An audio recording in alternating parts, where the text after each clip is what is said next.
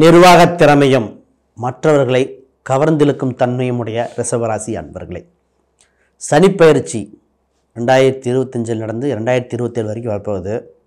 உங்களுக்கு நிறைய யோகத்தை கொட்டி கொடுக்க வருகிறார் என்பது மாற்று கருத்து இல்லை. என்ன சார் இப்படி சொல்கிறீங்க, அதெல்லாம் நடக்குமா? எப்படி பலங்களை கிரக சேர்க்கையோடு வச்சு சொல்கிறேன் பாருங்கள், அப்போ தான் உங்களுக்கு புரியும்.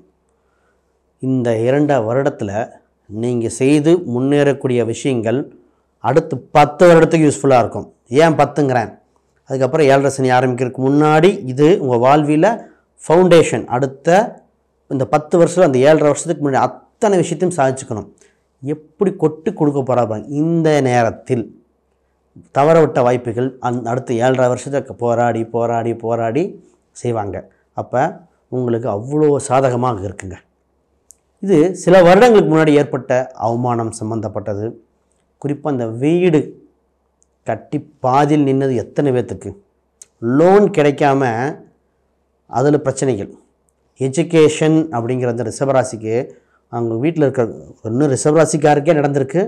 ரிஷபராசிக்காரங்க வீட்டில் இருக்கிற குழந்தைகளோட படிப்பு சம்மந்தப்பட்டது பல குழப்பங்கள். படிக்க மாட்டாங்க, டியூஷன் மாற்றியாச்சு, இதெல்லாம் பல கஷ்டங்கள் இன்னல்கள்.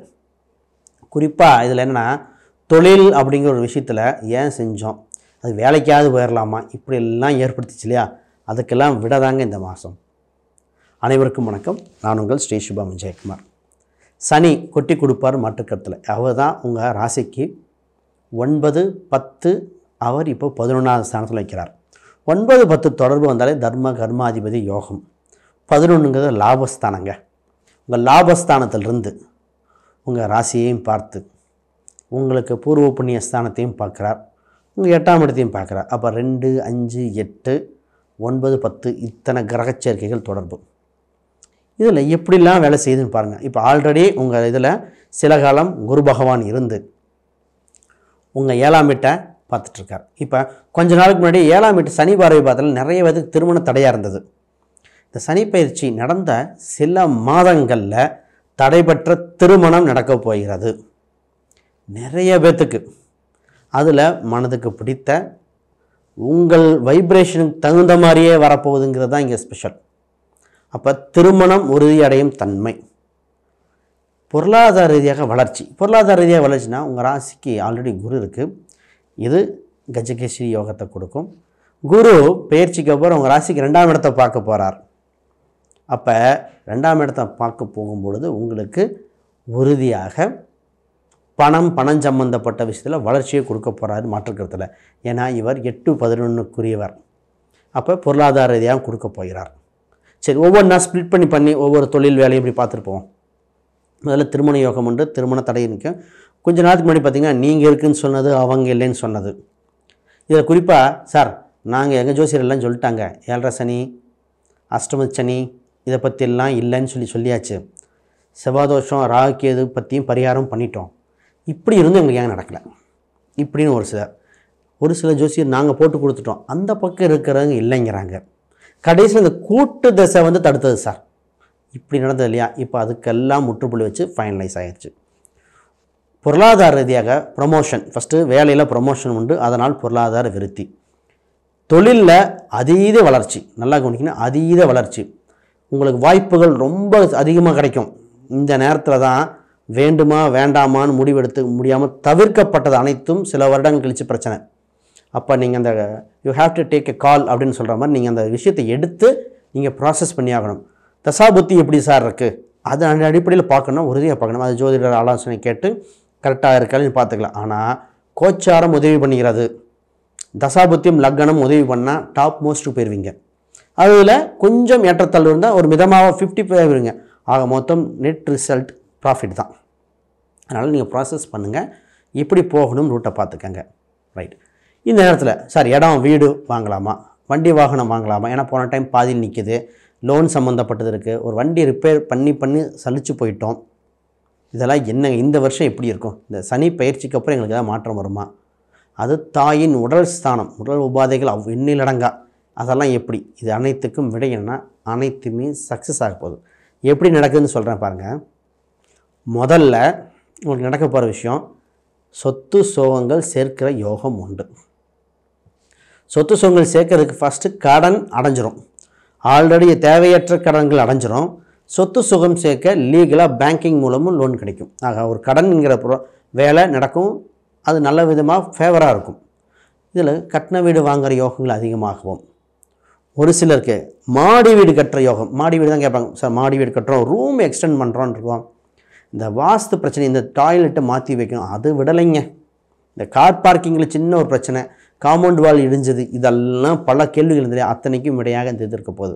மாடியில் ரூம் போடலாம், வாடகை வருமானம் வருகிற சூழ்நிலை உண்டு. ஆல்ரெடி இருக்கிற வீடு சின்ன ஆல்ட்ரேஷன் பண்ணி பெயிண்டிங் பண்ணி வாடகை வருமானம் பண்ணலாம். குடும்பத்தில் சுப நிகழ்ச்சிகள் நடக்கக்கூடிய அம்சங்கள் உண்டு. ஆக மொத்தம் நேற்று சில வருமானம் உண்டு. வருமானம் அது இடம், வீடு, சொத்தின் வகை ஆதாயம். ட்ராவல்ஸ் நடத்துகிறவங்களுக்கு அமோகம். ஏன் அப்படி சொல்கிறேன்னா, ஏன்னா அத்தனை போன டைம் அவ்வளோ கஷ்டத்தை அனுபவிச்சிட்டிங்க. போன டைமில் இருந்த கஷ்டத்தை அது இல்லாமல் இருந்தாலே உங்களுக்கு யோகம் தானே. அதாவது நிழல் நன்மை வெயிலில் தெரியும்பாங்க. போன வருஷம் பண்ண செலவுகளை இந்த வருஷம் வராமல் தான் பெரிய ப்ராஃபிட்டாக இருக்கும். 20% ப்ராஃபிட், 30% ப்ராஃபிட்னு சொல்கிற மாதிரி அவ்வளோ ஒரு யோகமாக இருக்கும். அப்போ அந்த தேவையற்ற செலவுகள் குறைகிற சூழ்நிலை வந்து தாயின் உடல் உபாதைகள், குடும்பத்தில் ஏற்பட்ட விரைய செலவுகளும் குறையுது. ஆக மொத்தம் எண்டு ப்ராடக்ட் நல்லாயிருக்கு. இந்த 2 வருஷத்தில் நீங்கள் புது தொழில்கள், வீடு சம்மந்தப்பட்டது, இடம் சம்மந்தப்பட்டது, கல்விகள் சம்மந்தப்பட்டது, இதெல்லாம் ஆரம்பிச்சுக்கோங்க. இதெல்லாம் எதுவுமே சக்ஸஸ் ஆகும். ரைட். குலதெய்வ கோயில்கள் கண்டிப்பாக போயாகணும். 11லேருந்து சனி பகவான் பார்க்கணும். அடிக்கடி குலதெய்வ கோயிலுக்கு போயிட்டு வாங்க. குறிப்பாக உங்கள் இஷ்ட தெய்வத்தை வழிபட வர யோகங்கள் அதிகரிக்கிறது. ஒவ்வொருத்தருக்கும் இஷ்ட தெய்வம் இருக்குது, ஒவ்வொருத்தருக்கும் உபாசன தெய்வம் இருக்குது. கூப்பிட்ட குரலுக்கு ஓடி வந்து உதவி செய்யும் உபாசன தெய்வம். அவங்க ஜாதக அடிப்படையில் அந்த உபாசன தெய்வம் கண்டுபிடிச்சு அது வழிபாடு செய்யும் பொழுது மிகுந்த யோகத்தை கொடுத்து, அதாவது வாழ்க்கையில் இப்போ எங்களுக்கெல்லாம் நாங்கள் பார்க்கும்போது எங்களுக்கு கூட இருந்தே கைட் பண்ணுவோம். இது சொல்லு சொல்லாத. ஒரு சில நேரத்துலலாம் நாங்கள் இந்த ஃபோன் அட்டன் பண்ணாதங்கிற அளவுக்கு இன்ட்யூஷனாக சொல்லும், வேண்டாம் விட்டு, அப்படி அந்தளவுக்கு செய்யும். பொருளாதார ரீதியாக அப்படி அந்தளவுக்கு இருக்குது. அப்போ அவங்க தெய்வங்கள் வழிபாடு முக்கியம். குலதெய்வம், உபாசன தெய்வங்கள் பாருங்கள், சூப்பராக இருக்கும். இப்போ வேலை ப்ரமோஷன் சொல்லியாச்சு. பிஸ்னஸ் நல்லபடியாக இருக்குது. திருமணம் சூப்பர். பூர்வீக ரீதியான சொத்து சுகங்கள் அதையும் பார்க்கணும். சார் சொத்து சுகங்கள் இருக்குது, அதை இப்போ ஒரு பேசிக்கலாமா? பேசினா உங்களுக்கு சாதகமாக இருக்கும். அதை விடுங்க. முக்கியமாக வில்லங்கம் இருக்குது. ரொம்ப நாளாக ஒரு வில்லங்கம் இருக்குங்க, கேஸு ஃபைனலைஸே ஆகலை, இழுத்துக்கிட்டே போகுது. 10 வருஷமாக பார்க்குறோம், 11 வருஷமாக பார்க்குறோம். இப்போ உங்கள் 8ஆம் இடத்தை சனி பகவானும் பார்க்குறார், குரு பகவானும் பார்க்குறார். சனி எங்கே இருக்கோ அங்கே நியாயம் இருக்கும். குரு எங்கே பார்க்குறோ அங்கே ஒரு முடிவு இருக்கும். 2 பேரும் பார்க்குற இடத்துல ஒரு தீர்வு இருக்கும். அப்போ அந்த தீர்வை கொண்டு வர போகிறார். அப்போ இந்த நேரத்தில் அந்த 2 பேரும் பார்த்து ஒரு நல்ல தீர்வை கொண்டு வந்து உங்கள் வாழ்வில் வளர்ச்சி கொண்டு வர வைக்கிறார் என்பது மாற்றுக்கருத்து இல்லை. இப்போ நெகட்டிவ் பேர், அவமானங்கள் எல்லாம் விட்டு வெளியே வந்தாச்சு. ரைட். உங்கள் 12ஆம் பாவம் செவ்வாய், அவர் 7ஆம் பாவம். நிறைய கிரகங்கள் நல்ல ஸ்தானத்தில் தான் பயணிக்கப் போகிறார். நிறைய அசுப ஸ்தானத்தில் இல்லை. ஆக மொத்தம் விரயங்கள் குறைப்போகிறது, லாபங்கள் அதிகரிக்க போகுது.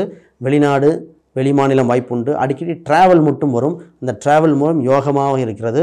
உங்களால் உங்கள் குடும்பம் சம்மந்தப்பட்டது மகிழ்ச்சி அடைய போகிறாங்க. இந்த 2 வருஷம் என்ஜாய் பண்ணிக்கங்க. சரி, ஒரு சிலருக்கு இந்த கடவுள் வழிபாடு, ராசி எண்கள் அதையும் சொல்லி நான் நிறைவு பண்ணுறேன். குறிப்பாக நிறைய கேள்விகள் இந்த பெண்கள் சம்மந்தப்பட்ட ஒரு சில கேள்விகள் வந்திருந்தது. ஒரு சிலருக்கு பார்த்திங்கன்னா திருமணத்தை பார்த்திங்கன்னா தள்ளி போயிட்டே இருக்குது. அது 2 கேட்டிருந்தீங்க. திருமணத்தை ஆல்ரெடி பதில் சொன்னாலும் அதுக்கு ஒரு பரிகாரத்தை கொடுத்துட்றேன். சரி, அதுக்காக ஜாதகம், அப்பாயின்மெண்ட் பார்க்கணும், பிரசன்னம் பார்க்கணும், கீழே எண்களுக்கு தொடர்பு கொள்ளுங்கள். குறிப்பாக திருமணம் தள்ளி போயிட்டே இருக்குன்னா அதுக்கு சுயம்பர பார்வதி மந்திரம். திருப்பி சொல்கிறேன், சுயம்பர பார்வதி மந்திரம் அப்படின்னு இருக்குது. அதுக்குண்டான யாகங்கள் பண்ணுவாங்க. இல்லை நெட்டில் அந்த இது கூட யூடியூப்பில் இருக்குது, அதை கேட்டுட்டு வாங்க. ஆனால் ஒரே ஒரு கண்டிஷன், தொடர்ந்து 21 நாள் கேட்கணும். 10ஆவது நாள் 15ஆவது நாள்லேயே நடந்துடும். இடையில கேப் போடக்கூடாது. ஏன்னா அந்த வைப்ரேஷன் அட்ராக்ட் பண்ணுறதுக்கு தொடர்ந்து 21 நாள் காலையோ மாலையோ ஒரு 20 நிமிஷம் தான் வரும். கேட்டுட்டு வரும் பொழுது உங்களுக்கு நிச்சயமாக வரன் அமையும் என்பது மாற்றுக்கருத்தில். எவ்வளோ பெரிய தோஷம் இருந்தாலும், இது முதல் திருமணமாக இருந்தாலும் சரி. ஒரு சிலருக்கு குழந்தை அப்படிங்கிற விஷயத்தில் மட்டும் கொஞ்சம் கவனத்தை 5ல் சனி பார்க்கறனால குழந்தை சம்மந்தப்பட்டதில் அதிக கேர் எடுத்துக்கணும். அவங்க மூலம் உங்களுக்கு ப்ராஃபிட் தான் இருக்குது. புது குழந்தைகள் முயற்சி செய்யும்போது கொஞ்சம் பார்க்கணும். சனி பார்க்கறனால ஹெல்த் வைஸ் கொஞ்சம் இம்ப்ரூவ்மெண்ட், அந்த குழந்தை சம்மந்தப்பட்ட அந்த ஒரு ஆங்கிள் மட்டும் கொஞ்சம் பார்க்க வேண்டியிருக்கும். ரைட். உங்களுக்கு ராசி எண்கள், நிறங்கள் இருக்குங்க.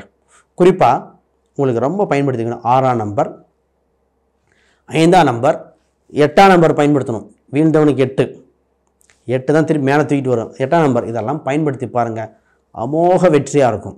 ரைட். இப்போ ஒரு சில கடவுள் வழிபாடு தேவைப்படுது. குறிப்பாக காவல் தெய்வ வழிபாடு, அலங்காரமுள்ள அம்பாள்கள், லக்ஷ்மி கடாட்சம், இன்னும் திருப்பதி போகலாம், எல்லாம் அலங்காரமுள்ள பெண் தெய்வத்தை கும்பிடலாம்.